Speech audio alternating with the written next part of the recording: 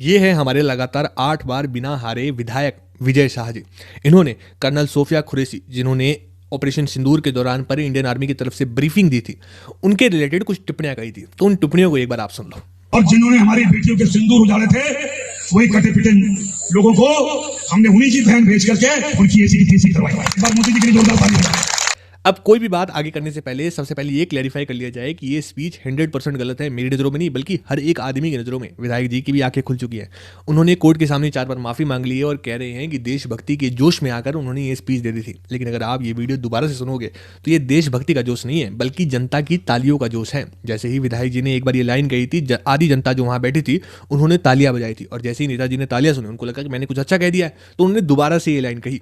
अगर उसी भीड़ से कोई एक आदमी खड़ा होता और विधायक जी को कहता कि आप जो कह रहे हैं ये गलत है, तो क्या वो वहीं पे खड़े खड़े अपनी शब्दों को वापस लेते कि नहीं लेते? आपको जवाब पता है।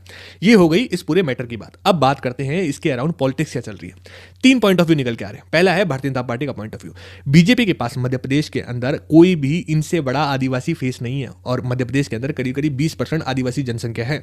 अगर इनको साइडलाइन करना, मतलब भारतीय जनता पार्टी की तरफ से जो वोट बैंक है आदिवासियों का, वो साइडलाइन हो जाएगा। दूसरा पॉइंट ऑफ व्यू निकाल के लेके आती है कांग्रेस पार्टी। जीतू पटवारी जी ने चिट्ठी बॉम्ब फेंक दिया है सीएम साहब को, और कह रहे हैं कि अगर बजट सेशन से पहले इनको और जो 2 लीडर्स हैं उनको उनके खिलाफ कोई भारतीय जनता पार्टी एक्शन नहीं लेती है तो थोड़ा सा गड़बड़ वाली बात हो जाएगी। तीसरा पॉइंट ऑफ व्यू खुद हमारे विजय शाह है। विजय शाह ने आज ही कोई ऐसी टिप्पणी नहीं दी है, बल्कि इससे पहले भी एक भारतीय जनता पार्टी के बड़े चेहरे के परिवार के प्रति इन्होंने कोई ऐसी टिप्पणी दी थी जिसकी वजह से इनको रेजिग्नेशन तक देना पड़ गया था। लेकिन फिर भी ये इलेक्शन में वोट लेकर जीतते रहे।